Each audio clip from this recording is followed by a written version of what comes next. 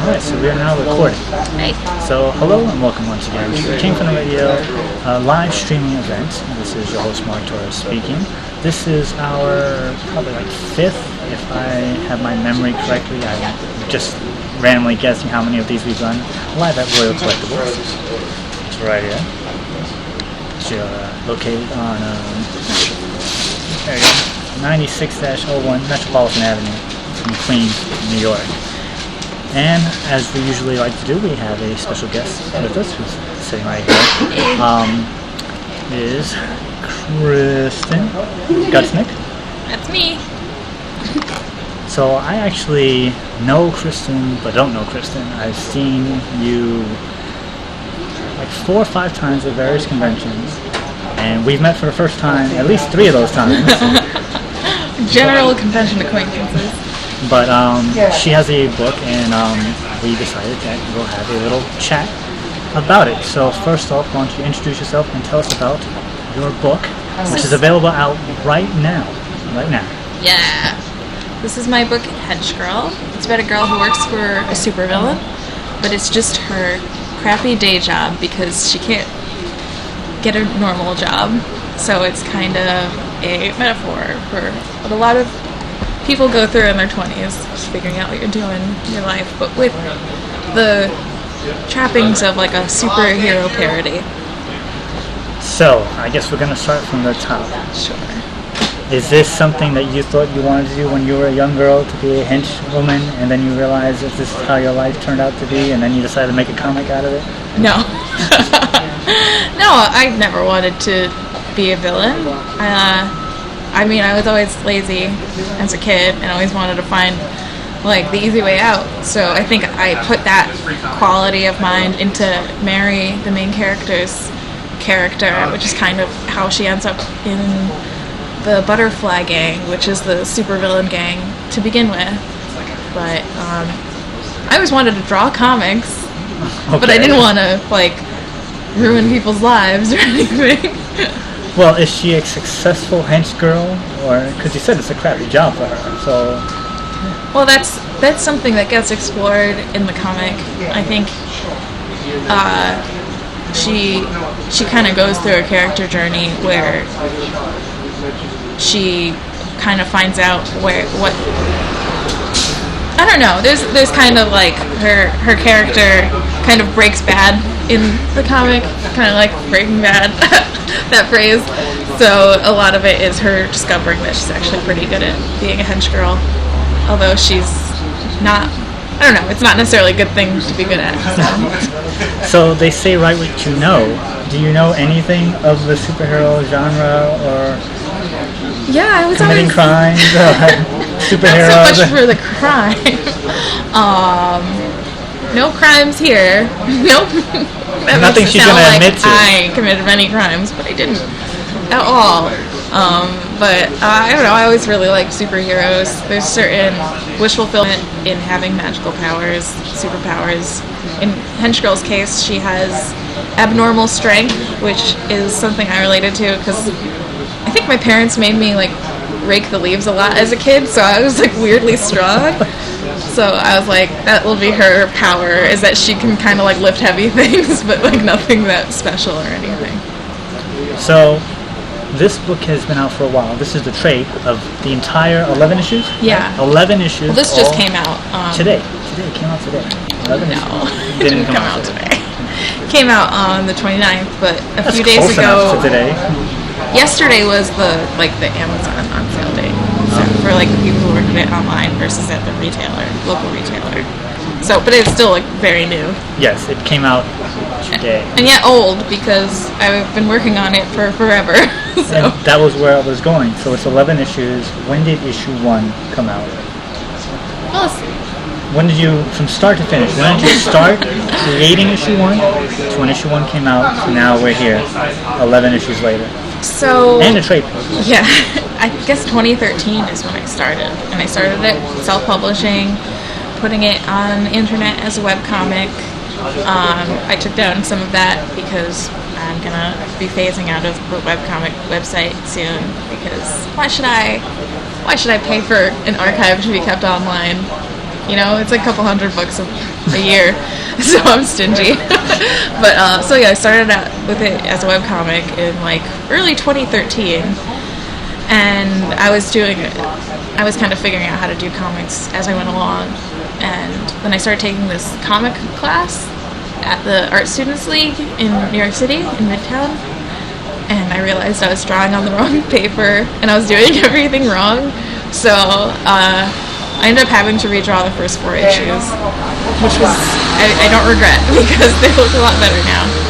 So when you went back over the first 4 issues, drawing it, did you redraw panel by panel, or did you I'm going to make some changes, I'm going to enhance, I'm going to make it a little better? I didn't change the writing, the story, but I did change a lot of the angles. The thing is, I didn't know how to draw perspective. I still don't really, but I figured out how to fake it. But before, I couldn't even fake it, and so it looked really... anything that had like a background looked bad, so I had to really redo those. But most of it I kept more or less the same, just better drawing. So you write and draw pencil, ink, and color? Yeah. Letter? Edit? I didn't have an editor on this. I just like did it myself. Well, then you technically edited the book. Yeah. So basically, I have an editor on it now, but Oh. see, the thing is, it was already done when they acquired it. So that means, are you A, a control freak? Yes. or B, you believe that you are the best person to tell the story using everything in parts? Like, let's say you did it again. You're going to make a sequel, because this is a complete story, beginning, middle, end. Yeah. So let's say you're going to do a sequel to the Henchgirl series. Would you just write it and have somebody else do your work, or you're just such a control freak you have to do it all yourself? I'm definitely the latter. Huge control freak. I'm putting so much work into it. Usually my thought is like, I may as well just do the whole thing, and that way I know that at least it's the best I could do, and you don't have to wait for anyone else to do anything. Also, I did it before I had any sort of like following or anything, so I couldn't have hired anyone to draw for me anyways, because I was a nobody. And also, I like drawing, so win-win. So I would draw. I don't think I would have someone else draw it. I just feel like that'd be weird. You don't... What is it? Whenever you make a movie, you're going to be the actor, director, you're going to be the whole thing. But sometimes... Well, see, in comics you can do that, and no one will notice, because it all just comes from your brain instead of like... So doing writing, pencil, inking, coloring, editing, lettering, how long does it take to do a page? Like, geez, that's... Well, I do it all in kind of at its own pace. But for drawing, I draw pretty fast. Like, I can probably knock out like a page a day from like beginning to end. And I work really hard. I can attest to how quickly she draws, because yep, she drew this in a blink of an eye, which is going to be on the racks at the Royal Collectibles. This is a part of the contest, which we usually do. So anybody who comments on this will be randomly entered to win this original sketch cover, valued at $100 million. Yeah, probably. Comment you'll be entered in, and then in a month's time, so it's April 12th right now, so May 12th. You have until May 12th to comment on this video. It's going to be on our YouTube page. You can't comment on the live stream because that's kind of weird. Yeah. But that's going to be on this. So she draws very fast, and I guess we're gonna have to ask you the question, being a female comic book artist, which you're gonna get all the time because you're a female and you're a comic book artist. So yep. Why don't you just split it out? What's the question? What is it like? It's normal. I don't know what it's like to be a man in comics, so I don't really have a point of reference. So far, it's been great though.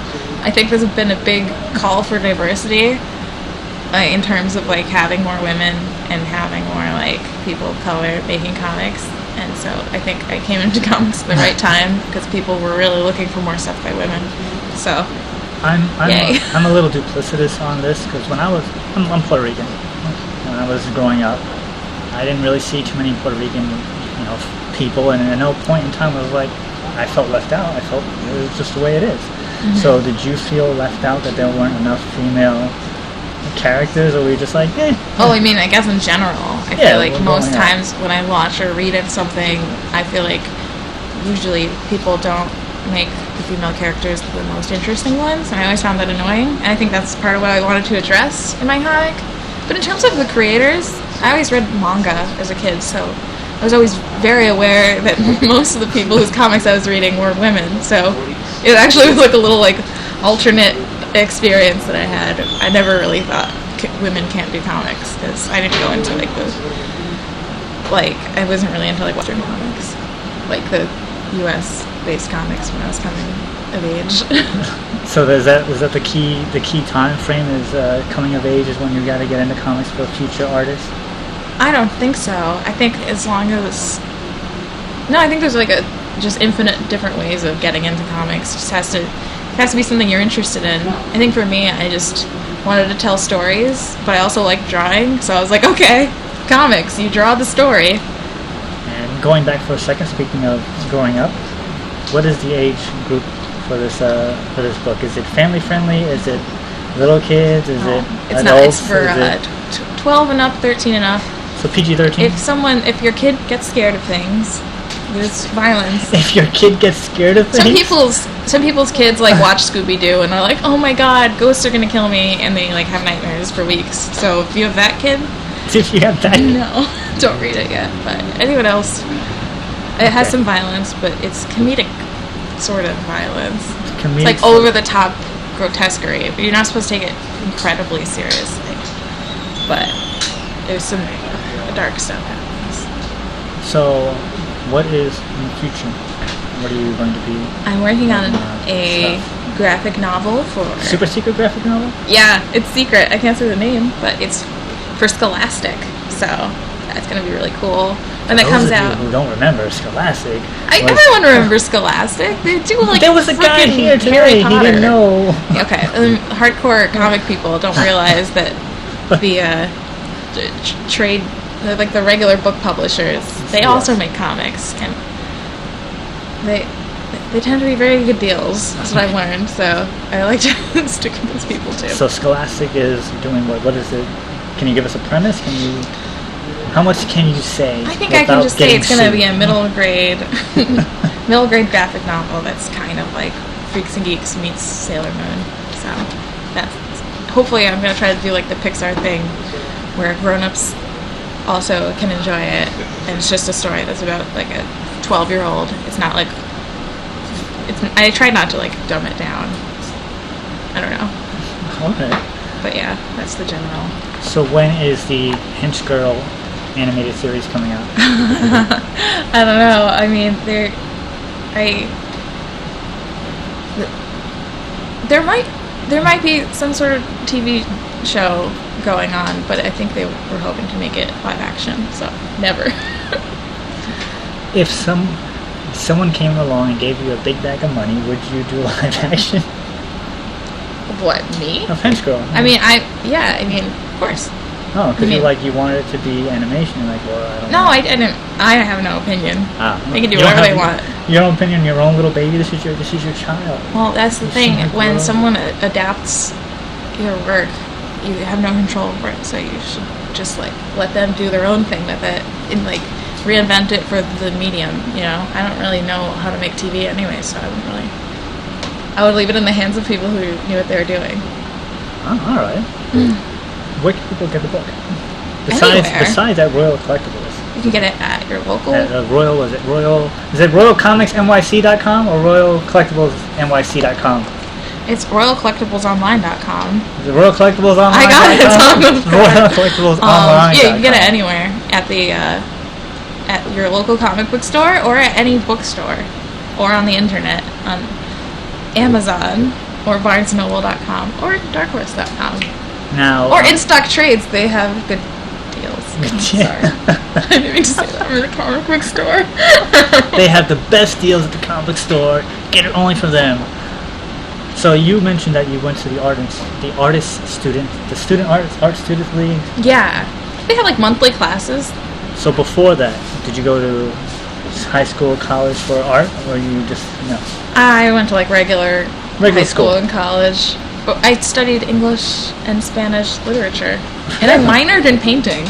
So I took art classes for So fun, so but it people was mostly so self-taught. people whose lives you are changing, because we did mention this before, you're changing lives right now, being a positive female role model, making a creative outlet that's a positive, entertaining thing, right? Yeah. I don't think she's a role model, but in that way. Well, yeah, it's a positive. It's not degrading. It's right. It's not degrading. Hopefully not. I don't know. You don't know. It's your baby. It's not degrading. It's good. Obviously, yeah. So, the people who are young, who are now watching this, or maybe watching this, what advice can you give to them, saying, "Hey, this is what you should do," seeing as how you didn't. Oh, people who want to be comic book creators. Yes. My advice is just to make stuff. If you want to be creative, create. No one's holding you back. No one said, "Hey, Kristen, can you make Henchgirl?" I just did it, and then it turned into a thing. So that's kind of I don't know. You don't have to wait for permission from anyone to make your own stuff, and you can just self-publish it. A lot of publishers are looking at self-published people. So speaking of self-publishing, what's your website where people can find out more about you and? Well, I mean, my Twitter is at henchgirl_comic, and that's the same thing as my Instagram. And I have henchgirlcomic.com, but I'm taking that down in June, so you don't really have to go there. Yeah, don't mention it then. Delete, redacted. No. Well, you can go there now. Yeah, right now. But where are you gonna be? You have appearances. Where can people see you? I'm gonna be at and C2E2 in a couple weeks, or next. Oh man, I think it's next week. I'm not ready. C2E2. Yes. San Diego Comic Con. San Diego, the big show. Yeah. Eternal Con, Garden State Comic Fest, and Terrificon in Connecticut, and hopefully New York Comic Con. I applied, so if I'm not there, it's because I got rejected. Or hopefully not. There was this. Was it last year? I think it was this past year.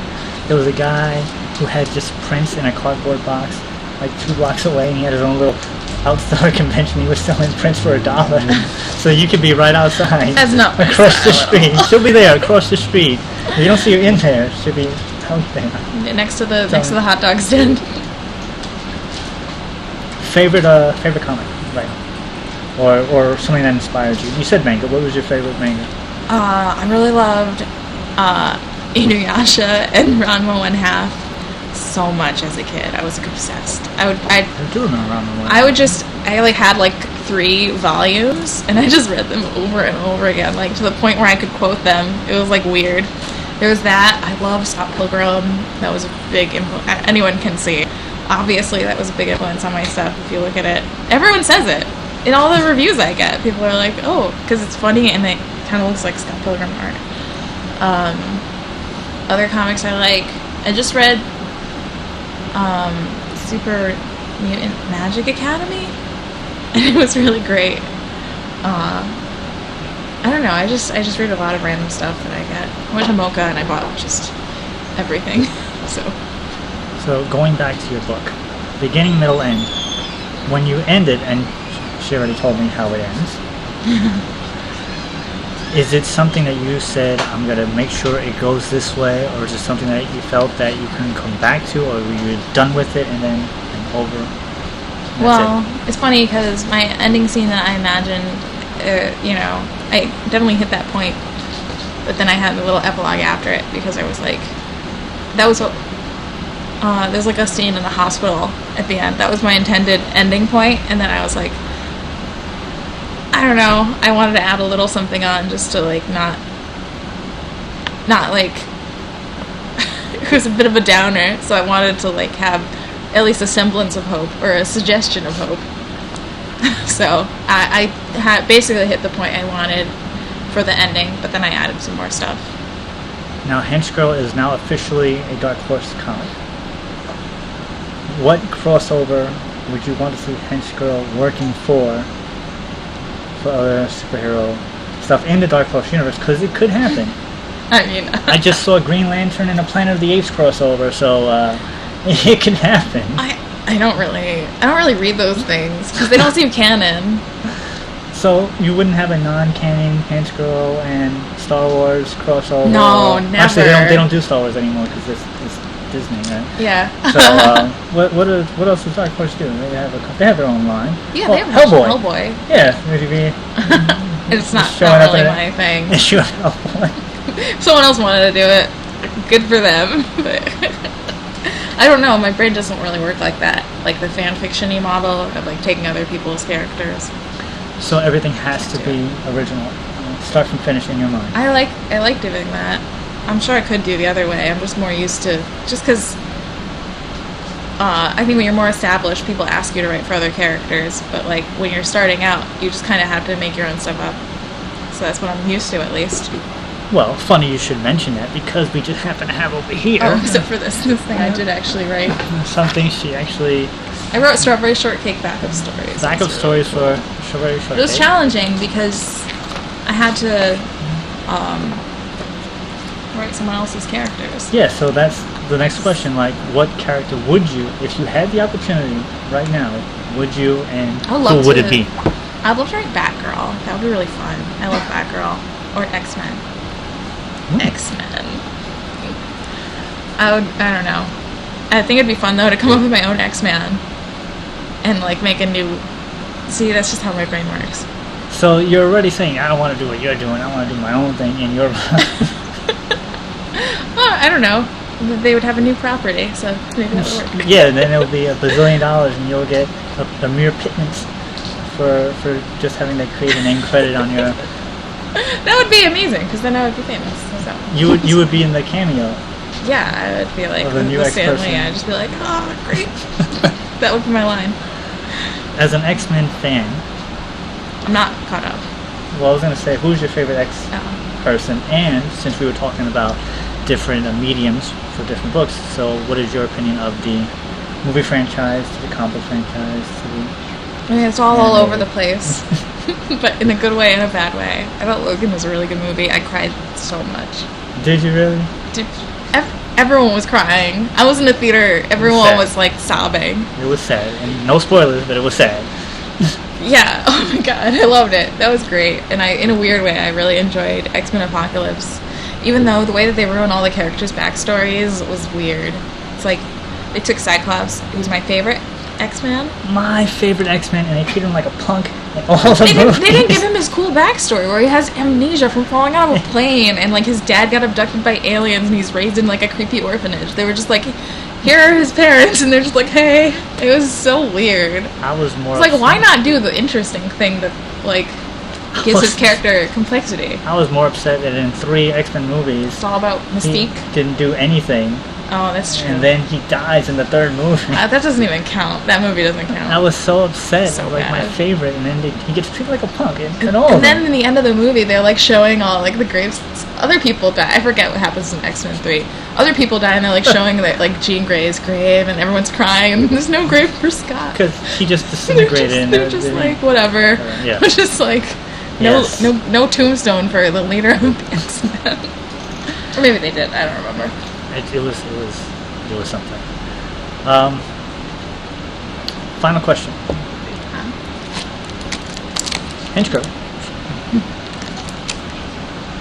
What is the ballpark sales pitch for Henchgirl that you would say, hey, I already said it. Well, you said it was, but someone who doesn't know anything about comics at all. I just say a girl who works for a supervillain. That's it. But she hates her job. That's it. Then people are like, oh, I like that. Or they're like, I don't like that. I don't know. I had to have other people tell me how to pitch things because I'm not good at it. You're just a creative mind. I'm not good at condensing. Final thoughts, do you want to mention anything to any fellow creators out there? You want to give out any shout outs? You want to do any websites? This is the time, part of the interview where you mention all this stuff. Sure. I mean, you can follow me on Twitter, Henchgirl_comic, or Instagram. Buy my book. That's really... And hi, everyone. That's all I got. So I have, like I said, I've met you many times, and you said it was 2013 you started? 12? Yeah, 13. 2013. So that is 4 years of this.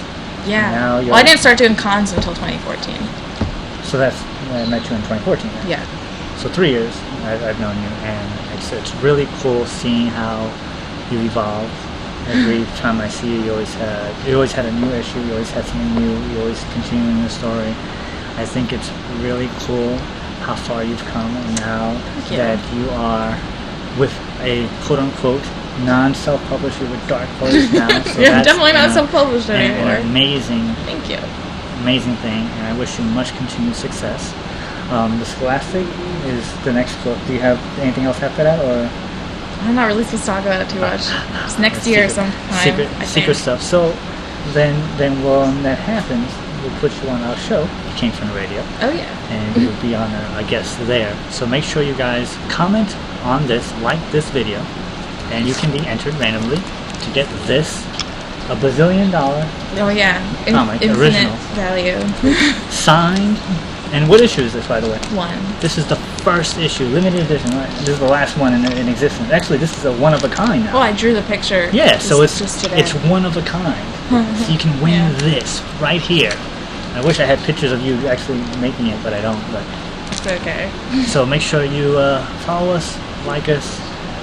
Make sure you check out our radio show, Came From the Radio, which is syndicated every week. And I guess that's it. So we'll